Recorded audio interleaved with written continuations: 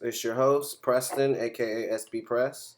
And today on the podcast, we'll be going over what it is to be a parent and their perspective and everything. And today, I have a special guest by the name of Cat Dog. Well, that's what I call her. But go ahead and introduce yourself for all our listeners.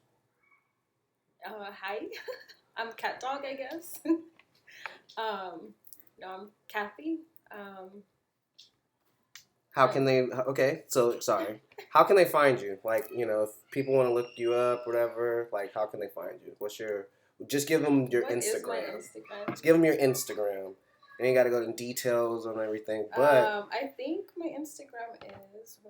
also follow at Compadres. Once again, it's at Compadres if you're looking from the Instagram. So Instagram _cat with 2 A's and 45. There we go. She brought the 45 with her today because she gonna be shooting some caps today. Anyways, today I really want to go over what it is that you do. I feel like being a parent is more of a job than actually 9 to 5s, taxable jobs, because you guys reap benefits in starting little people into big people, and I'm a big strong believer in pieces of shit creates pieces of shit and sends those pieces of shits off into the world to fuck it up for everybody. But I think there are pretty good parents that kind of go the opposite way, and from my perspective, just knowing you, I think you're a damn parent, damn good parent, damn good parent. You got 2 little monsters, and today let's kind of like discuss how it started for you. So like before you even had your 2 little monsters, who were you? Who were you before you were a parent? Who was a person before the parent? First of all, thanks for thinking that I'm a good parent. I feel like you don't really hear that too often. But before having the kids, I think personally, I think I was a little young. I was 21 when I had Sam. But before that, I don't know. I was a little on the wild side, I would say. Did a lot of partying. You was riding dirty. A lot of drinking. A lot of drinking. Like stupid drinking. What age would you say that you started drinking? 19. Okay, so a couple years before. Yeah, it was like 2 years. I think that like it was super new to me, and it was fun. So we can say for a good 2 years, because you had the kids, you had your first child at 21. Yeah. So for a good 2 years, you were just young, wild, and free. Wilding out. You were wilding out like Nick Cannon. Okay. So with you being 21, having your first child, you still being young, still have wetness behind your ears and Similac on your breath, because you're still a child yourself. Was it scary explaining that to your parents? Like, take us through, like, what was it like explaining to your parents, hey, I'm pregnant? It was terrifying. Because I'm sure it wasn't. Or was it a planned pregnancy? Let's start there. No, it wasn't. I mean, but we knew what we were doing. It wasn't like, it wasn't an accident completely, I guess you could say. But I was mainly scared of Mama, my mom. She is, I mean, you know her. She's a very strict. I mean, maybe you don't know this side of her. Maybe. She don't play. But she's very strict. And I think now she's more lenient than she was before. So it was scary. Well, her babies ain't babies no more. So that's the reason why she's a little bit more lenient. And I feel like from outside looking in, she trusts you guys to make good decisions based on how she raised you guys. Which goes into my next question of, do you feel that some of the way that your mom raised you guys, or you and your siblings, plays a factor on your parenting with your kids? I think it does. It definitely does. And that's what I knew. That's all I knew. Like, are you like a strict parent, laid back parent, fun? What, I what, think I'm an tell the people what type I'm of parent a you little bit are. of everything, I think. But I think I'm more on the chill side. Okay, so she I likes some gumbo. She a little bit of everything. She got the crab legs, she got the shrimps, she got the chicken, You're making me she got the hungry. everything up in there. But I yeah.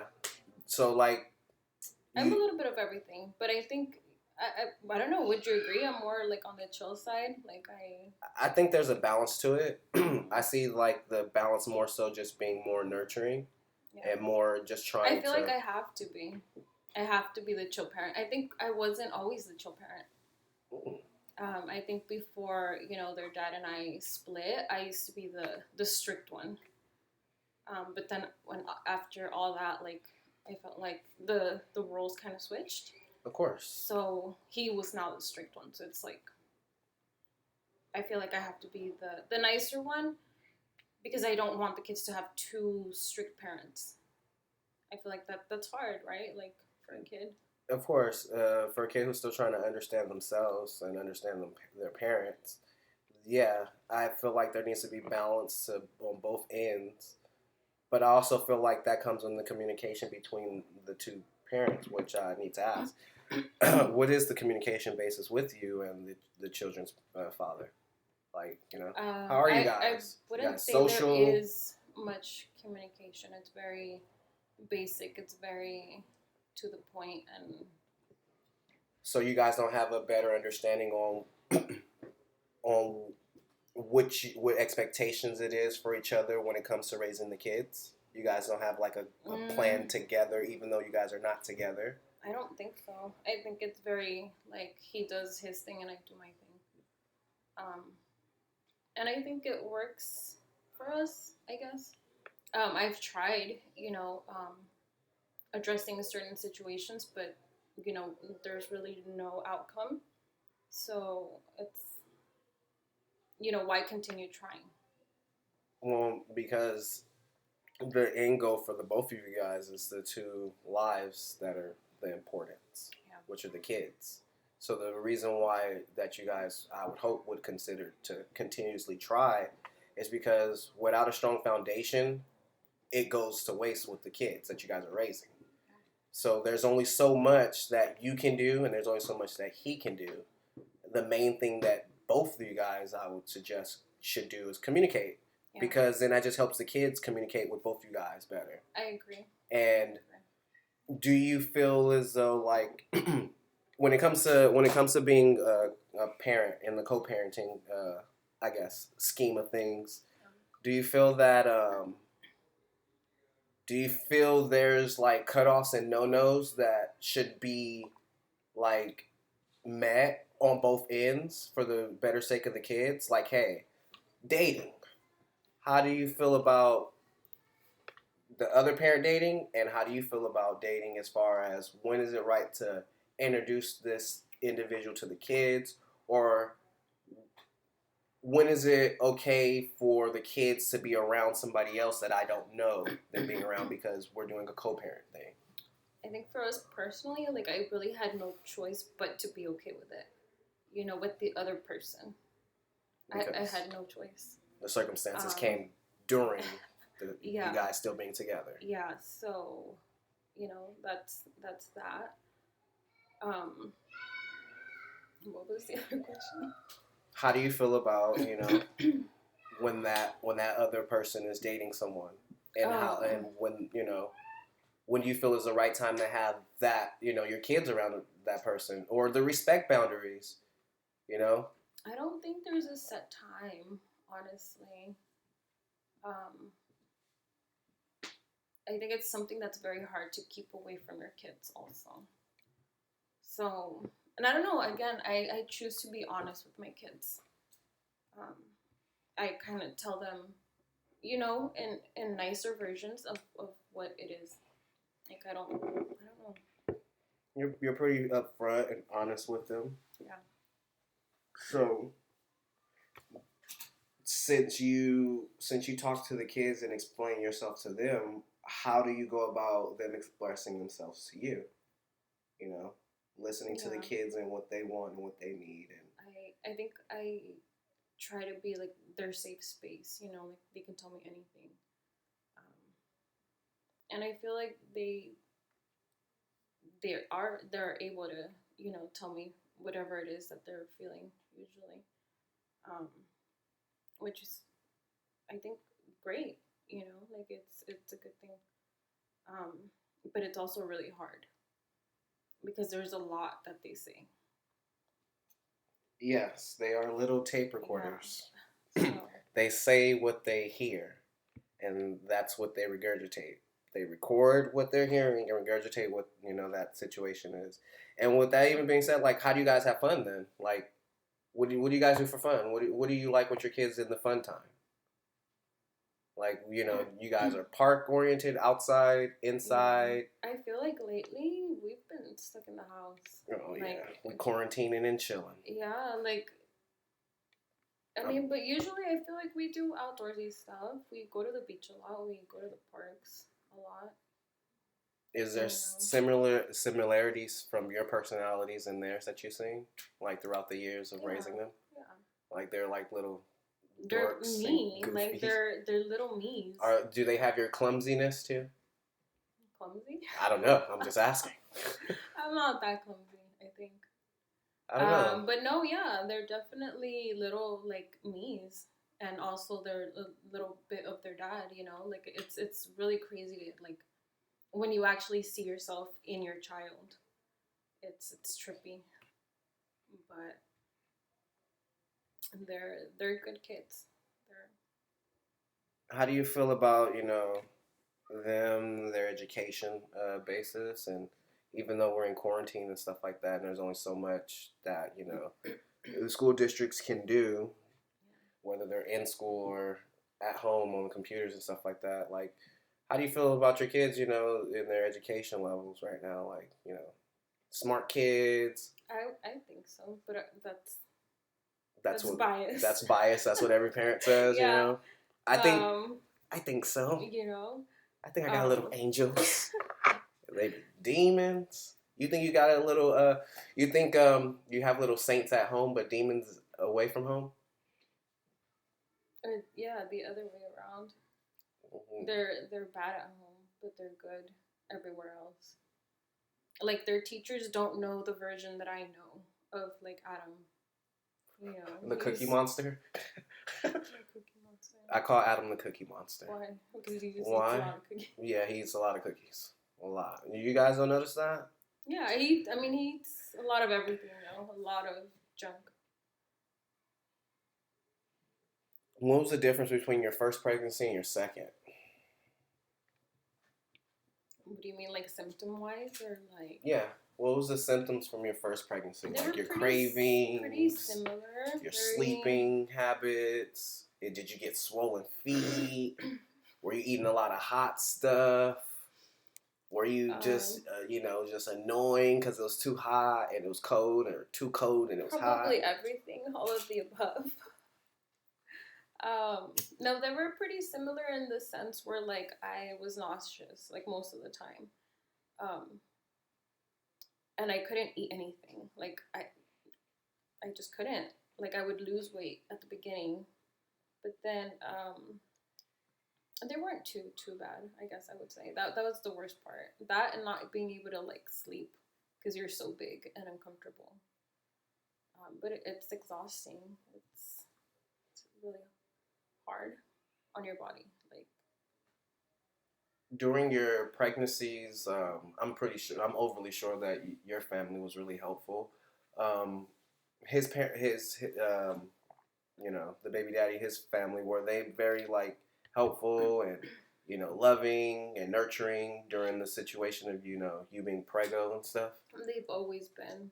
They've been that way since like day one till now.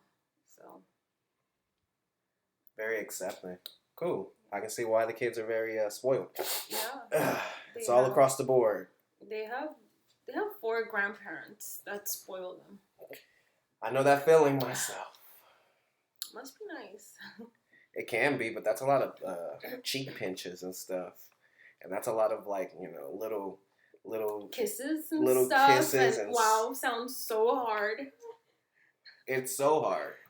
a lot of candy. I'm a big grandma's boy, so like for me, I'm always, I'm always in the purses because that's where the snacks are. That's all, and that's how I figured out what I was, allergic to. Do your kids have any like allergic allergies to anything and stuff like that? Mm-mm. That's good because they don't. They're immune to everything. Like I feel like nothing really ever like takes them out. What would you say the personality of your daughter is?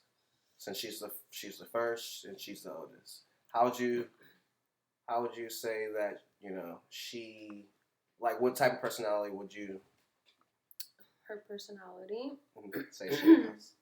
She's an Aries. Oh God. But she is very strong-willed. She's very smart also. She's very sometimes I think she can be very blunt. Like she won't really think about the things, I mean, she's a kid. She's 10, but she knows a lot. So she says a lot. So, but aside from that, I think she's a very kind girl. She's really sweet. She's a big sister. She is a security blanket. Yeah. She gets that from her mamas.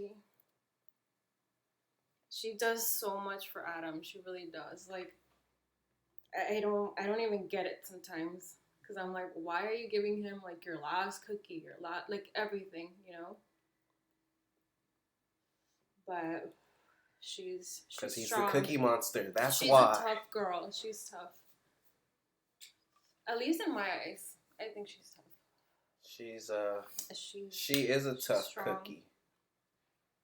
She's a tough cookie. She is. So we just have to make sure she's a ginger snap cookie. And she protects Adam. Like she's kind of like his little bodyguard. Like no one fucks around. Like with Adam, if she's there. And even when she's not, like when he's outside playing, she's watching. She's like keeping an eye on him and all the other kids too. Like she's a regulator. She is funny. Mm-hmm. I'm gonna call Sam Little Warren G. She's a little firecracker sometimes. Like she just wants to fight. Good. Or so she says, I'll teach her how to fight then. Yeah, that's she's Sam. And Adam. Let's get to the little cookie monster. Adam's a mama's boy. As if that needs to be said, huh? I think he's a sweet boy too. He's a very adventurous kid, but also needs like security there as he's exploring. So it's kind of like Dora the Explorer, who always had Diego and Boots at all times. Like at all times. So like he's really, he's, and I'm gonna go back to Sam because I also want to give my piece because also in this, like, I know you personally, so and I know the kids personally, so I have personal experience and opinions on them too. Yeah. Like I first started off saying this, like I think you're a hell of a parent, and that's based off of what I've experienced and seen thus far, and the things that I do know. There's a lot of aspects to this that I don't know, which is the reason for a lot of these questions. But back to Adam, yeah, he's like a little Pikachu. Because he has his moments where he wants to be rough and tough. Yeah. But then he refers back into, behind somebody's back or in somebody's pocket. Yeah. Or on Ash's shoulder or something, which you would be Ash in the situation. Or Sam. Yeah, but, yeah, Adam's another one. Like, he's very, I can't even find, like, the right word to describe Adam. Like, he's just... It hasn't been discovered yet. Because we're still trying to discover him. He's so much of everything. And I knew it was going to be this way. Actually, like when I was pregnant with Adam, for some reason, I couldn't find out the gender of the baby for a long, long time. Well, that's a crazy situation. And the whole time I really wanted it to be a girl because I knew if it was a boy, it was going to be like a crazy. Like I knew it was going to be trouble. Mm-hmm. So then I think I found out when I was about like 7 months, and like I was shook.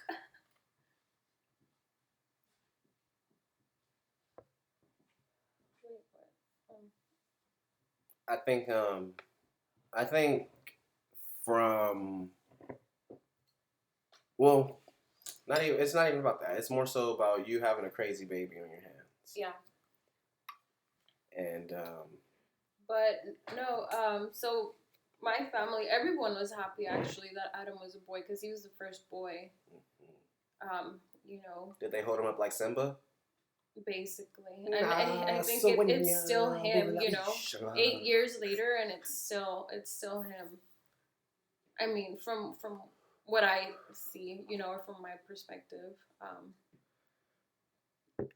Now there's more boys in their family, but at one point it was just Adam, and he was like a big deal. He was a big deal in both families.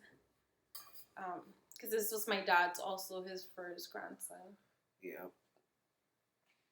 He wants a rough and tough little. Yeah, like my dad. It was really cute actually. He was so excited for Adam. What was the differences between the baby showers? Since you have a boy and a girl. I don't think there was much difference. They were pretty. Oh, they were both really nice baby showers actually. One I was caught off like super off guard. So then the next one I told my sister like you need to tell me when it is, and I bugged her about it until she told me because I was like I need to like I don't really like surprises like that. That surprised me. You don't like surprises? Like, do you like surprises? I don't enjoy them. I like surprises because it feels more of an unexpected thing instead of like when you know something's gonna come. Yeah, you get giddy and stuff, but when you don't know, it's just more of an internal excitement. I think my thing is more like I don't know how to act. That's the point of the surprise. But like I don't want to come off as like ungrateful or like I'm not like shocked enough or like like I don't know. So that's the part I don't like.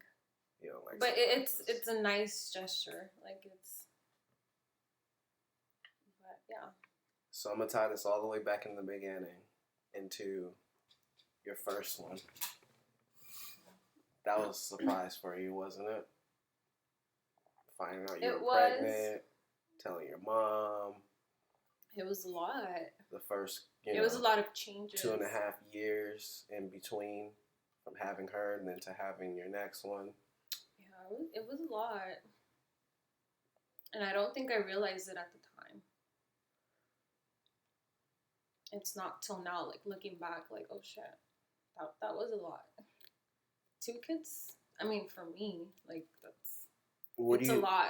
I'm only one person, What do you think your goal as a parent is then to your kids? My goal with them? Like, I think the most important thing would be just keeping the line of communication that we have, I think that could go a long way. Other than that, like, I obviously expect the best from them. That's it. I think that the direction that you're in and the direction you're going is a good one. Communication is key, and especially having communication with them at such a young age, it's only building them better for the future. And you're very hands-on, very loving, very playful and fun with them. I try to be. I don't see no trying. I see a lot of doing. I see a lot of doing. I think as the parent though, like it never seems like it's enough. Like you always feel like you need to do more, or you should be doing more. So I think that's the hard part. Just feeling like what you're doing isn't enough. Yeah, or giving yourself credit, I guess, sometimes. Well, but I think that's part of also like of being just human. And the purpose of this mainly is, exposing people and giving people their flowers that could also help other people in the processes of life that they're in or going through. This conversation could help another potential parent and how they express themselves to their parents about them being pregnant, how they deal about, the pregnancy along the way after the child's born. Communication, between themselves and the other parent, whether they're together or not. Communication with the children as they're growing. Raising them, education. All these things are just things to help others along the way, and also just kind of like give you your flowers. Like I said, this starts off the way it ends, and I'm gonna finish this with this. You're a hell of a fucking parent. Keep doing what the fuck you're doing. Aww. Excuse the language, but the language I'm using just exuberates passion from my end. So again, I get it. I appreciate you having to sit down, and I hope this conversation can help somebody along the way. Once again, I am your host, SB Press. You can follow me at Compadres. Again, at Compadres for Instagram. For Snapchat, if people using Snapchat, SB Press. At SB Press. Thank you, and I guess until next time. Bye.